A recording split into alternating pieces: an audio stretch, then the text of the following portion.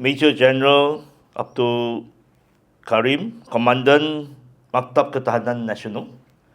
Major General Dato Abdul Rahim Muhammad Yusof, retired Major General, Head of Academics. Salam Sejahtera, Salam Malaysian Madani. A very good morning to all of you. I don't intend to speak for too long. I just want to outline some of the points, and then I would like to have an interactive session with all of you. I believe that the interactive session will be more interesting, and we can actually have more interesting questions and answers. First of all, we are living in a very interesting time. In 20 years' time, when we look back, we may have to ask ourselves whether this is actually the pivotal moment in history. In our life, especially for all of you here, you may have already experienced very interesting moment in history, of which you may participate and you may have actually contributed to those moments. If we look back, the last global moment, I think, was 2001, when China joined WTO, and also when September 11 happened. September 11 shaped United States responses to geopolitics and focused United States security attention on the Middle East, while China joined WTO.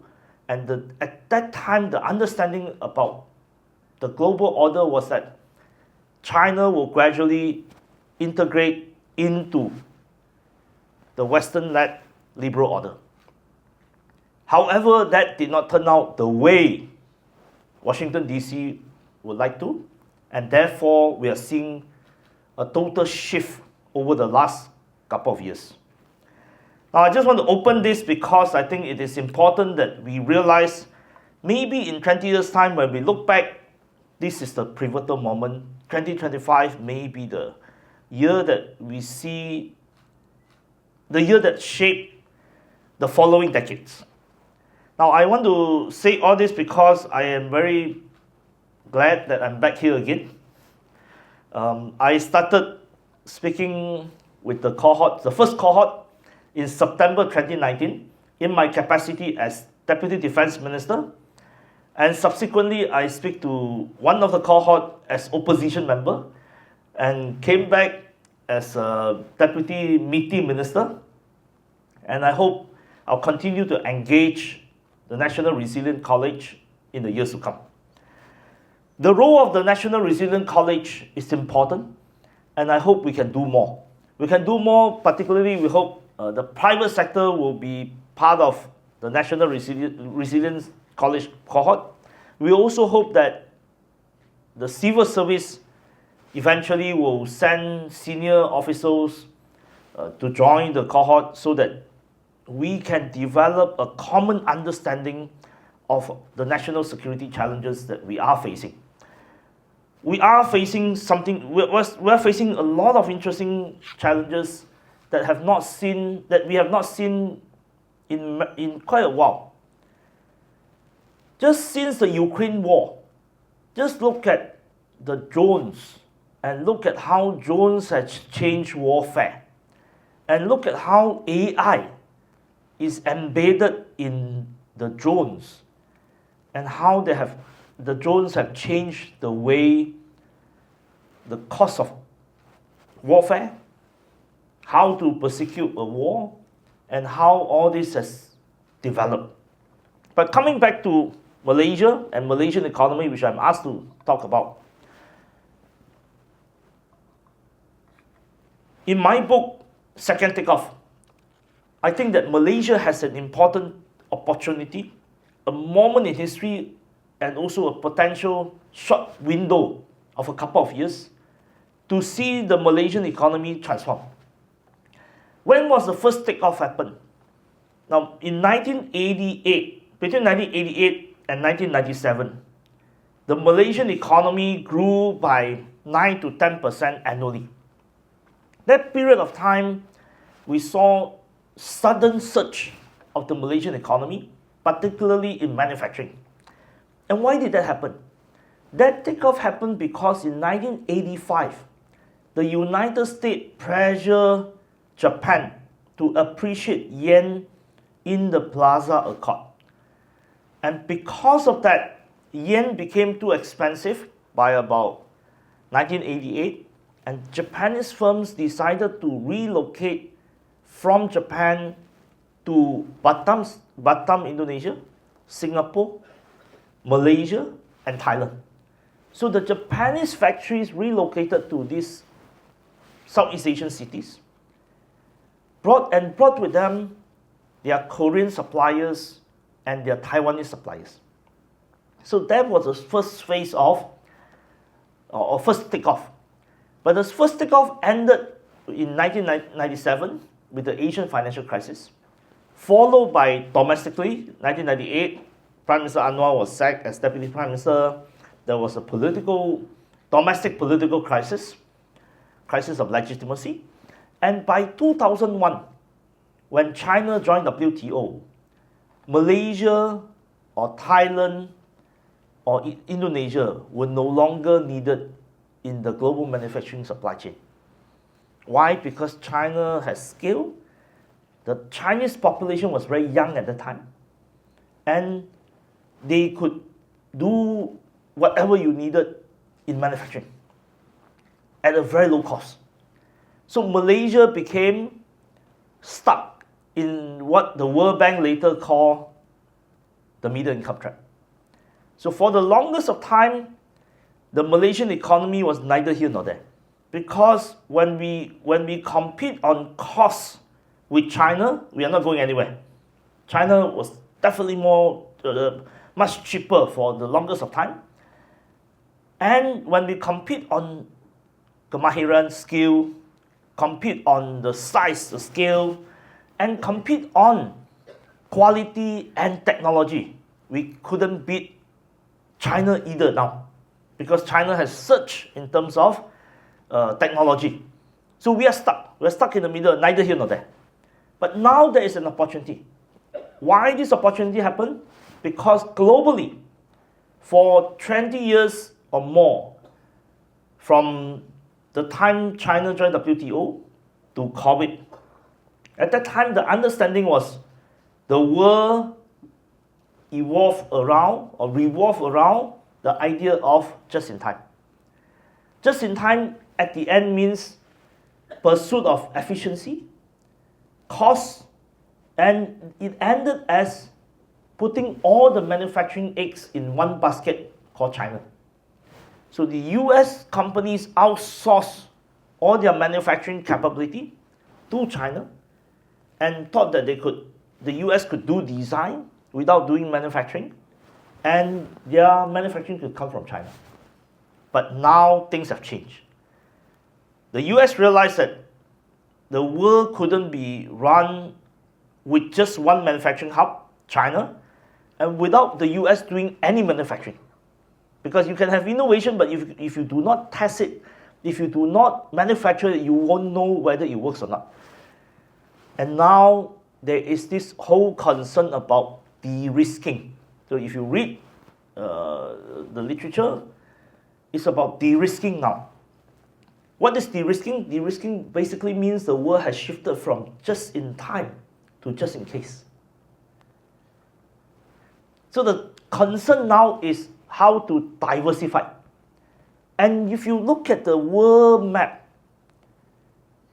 outside the US, outside Europe, outside China, there's nowhere else in the world that has such a complete supply chain if you combine, say, Singapore, Malaysia, Vietnam, in terms of semiconductor, and in terms of automotive, maybe Malaysia, Thailand.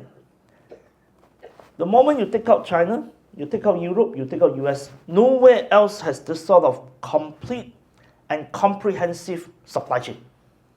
So we are now spotlighted by globally, especially in semiconductor, not because we're very high in technology. Not because we're very high in technology, we're not. But because in many ways, our supply chain is quite indispensable. In 2023, I went to Detroit. The then US Commerce Secretary Gina Raimondo told us, she said, during COVID, when Malaysia shut down its factory or locked down its factory, General Motors had to shut down in Detroit. Why? Because there are certain automotive chips that were only produced in Malaysia. And because we locked down the factory, their supply chain had to shut down. Their factory had to shut down. So in many ways, we are the indispensable middle. So if you read Prime Minister's speech last week, during the first anniversary of National Semiconductor Strategy, Prime Minister used the word indispensable middle. It means we are in the middle, we are not high enough. We accept that, and we accept that in the years to come, our technology would probably not surpass China, US, Europe, but we are the indispensable middle, and we want to strengthen it, we want to double down on it. Where do I see the Malaysian economy? For the Malaysian economy to move forward, we have to have some paradigm shift. We've been seeing ourselves, and if you, I think you're quite used to it, everyone says that Malaysia is a trading nation. We've been trading nation since Malacca, since the Malacca Sultanate. But this whole trading nation mindset somehow, to a certain extent, prevented us from pursuing technology. So in the society, you see GLC, GLIC, GLICs, trading land. You see the big companies in KLSE or in Bursa are real estate companies, developers. But you don't see enough of technology company. And even in my ministry, there's this whole understanding that, we have to help foreign companies because foreign companies comes with technology. Okay? This is our understanding. But sebenarnya, many Malaysian companies already have some technologies. So over the years, we have been thinking that only foreigners has technology. Malaysians, if they are in the supply chain, they are SME. So we help the SME, we help foreign companies. But we have forgotten that actually we do have some companies with a lot of potential to become large local companies. We have not spent enough time pushing the Malaysian technology companies to the next level. So last week also in Prime Minister's speech, Prime Minister said that we want to see some of these companies becoming Malaysian technology companies or ASEAN technology companies that eventually in the long run will become a mini Huawei or a mini Samsung or a mini TSMC. We should aim to do so, especially in the current global environment where diversification of supply chain is a main concern. We should take this opportunity to grow Malaysian technology and to see Malaysia as a technology nation rather than just a trading nation. So I think this is one key factors that we have to deal with. The next question is, how do we do technology? Do we chase for the top technology? No. We're indispensable middle, and we want to see a lot more horizontal linkage within our economy. At the moment, the semiconductor industry that we have, they are vertically integrated globally.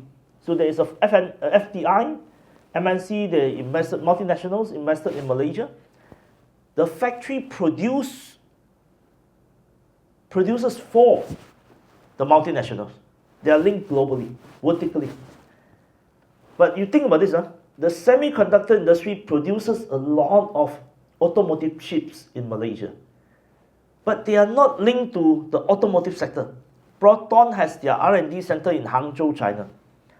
Perodua, until recently, were doing R&D in Japan with Japanese car maker. Think about this, in the sector that most of you are most familiar with, the defense industry. The defense industry in Malaysia doesn't take advantage of the semiconductor industry that is in Malaysia. The defense industry in Malaysia are full of agents, and very few innovators. And this is a perennial problem. If Malaysia wants to move to the next step, one of the industry that we have to reform and transform is the defense industry. Because if you look at the US, it is the defense industry that provided the test bed for technology to develop. Today we have GPS. Of course, now you have Waze, you have all this technology. A lot of this technology started with defense industry and with the US defense industry because of the needs to, let's say for example, to send someone to the moonshot program. Because of the moonshot program, baby formula was developed, GPS was developed. So in the case of Malaysia, we must take a serious look at horizontal linkages from semiconductor to agriculture, semiconductor to defense, semiconductor to automotive. And specifically, automotive needs to acquire a lot more technology and must be a lot more technological focus rather than focus on trading, focus on agents. Also, the economy needs to transform on how we deal with people, how we deal with labor. In Parliament, very often I'm asked, do we have a talent problem? My answer is every time someone asks me about the talent problem, my reply is, memang kita ada bakat. Our problem is not so much of a talent problem. Our problem is a pay problem. You pay enough, you have talent. The VC, Vice Chancellor of USM told me, for every 10 semiconductor engineering students that graduate from USM, Penang, 3 of them straight away go to work in Singapore. Another 3 will go in 3 years. So whoever tells you about talent pipeline, the talent pipeline is bocho. Because we pay too low and Malaysians are working in Singapore. And whoever tells you that Malaysians don't want to do certain jobs, Malaysians don't want to do 3D jobs, you go to Singapore, most likely those who are driving a garbage truck, those who are driving a bus, those who are doing security guards jobs, even prison patrol, most of them are Malaysians. The only difference is that kalau dia kutip sampah di Singapore, gaji dia 2,500 Singapore. And that's the difference. So we have to deal with the questions of Malaysian wages being suppressed for too long. Wages are too low, and because wages are too low, we lose talent to Singapore. At the same time, Malaysians are not happy with their life. So every day when someone talks about cost of living, the cost of living, if you compare Malaysia cost of living to many other regions, you will see that Malaysia rank very, very low. We are a reasonably cheap place to live. But because wages is too low, people feel that cost of living is very high. So the question of cost of living is not so much of cost of living. The question of cost of living is wages is just too low. And we have to change that. Of course, you cannot change that overnight. To increase the civil servant salary, it took 1.5 years to do it. To change the structure, it has to happen gradually, but we will have to do it. We will have to push up wages. We will have to reduce the dependence on foreign workers. We will have to introduce a lot more technological content, including digitalization, automation, and AI, into the industry so that they don't depend on labor, but they depend more on technology. And of course, it is not just about technology cost. Ultimately, as a society, we also have to ask serious questions. Do we have to have a 2-tier health system? At the moment, the health system is 2-tier. You either go to the government system or you go to the private sector. The private sector charge exorbitant medical costs. The public sector charge very little, but they don't have enough doctors. The public sector has 70% of the patient, 30% of the doctors. Private sector has 70% of the doctors, 30% of the patient. And all of them lose nurses to Singapore because the nurses' pay in private hospital also too low. So how do we deal with this? We may have to rethink what sort of model we want to blend the two eventually.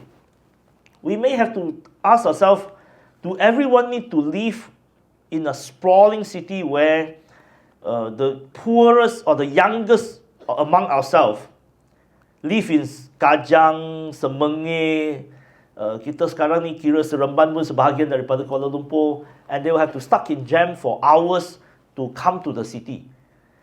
Or alternatively, we have to build housing in inner city, or retrofit old houses, old buildings in inner city, so that they stay in inner city but no car park, no need to drive, walk and public transport.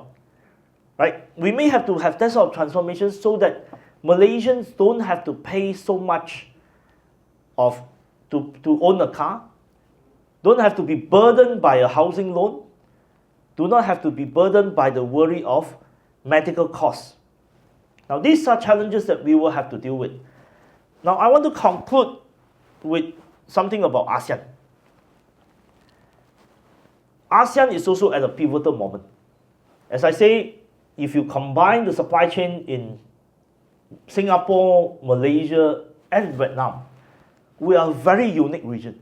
But previously, we see each other as rivals. The multinational will come to MITI and tell Maida, say, you see, Vietnam is giving me this package.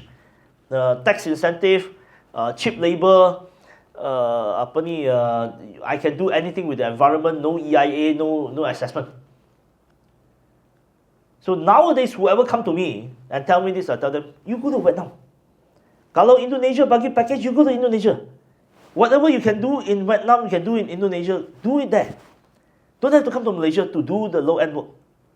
Because, number one, I want to see Vietnam becoming richer. I want Vietnamese becoming richer. The more Vietnamese become richer, the better for Malaysia. And I'll come back to this shortly. Secondly, I don't want to have a race to the bottom with Vietnam. Why should we have a race to the bottom with Vietnam? Why should we compete with Vietnam to force wages to come down? There's no point. We want everyone in ASEAN to be richer because ultimately we want ASEAN to be a middle-class society.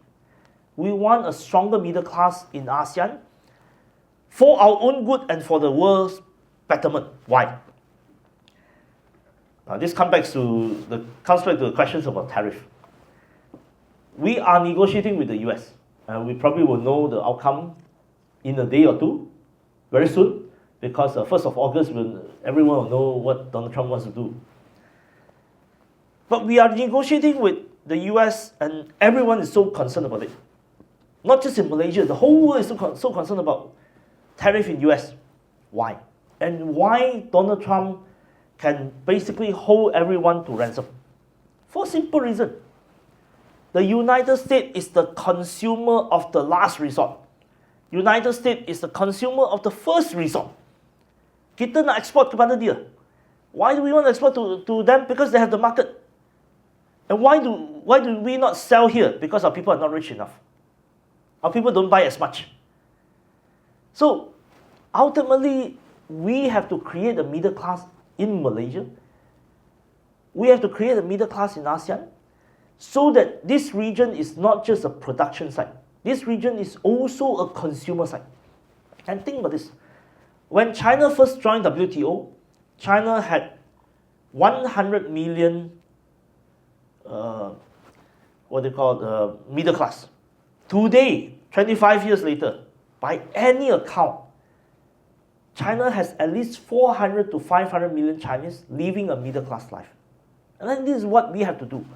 We have to now create a middle class in ASEAN. ASEAN has 680 million population now. We want to see that in the years to come, let's say in 20 years' time, by 2045, ASEAN has 800 million population.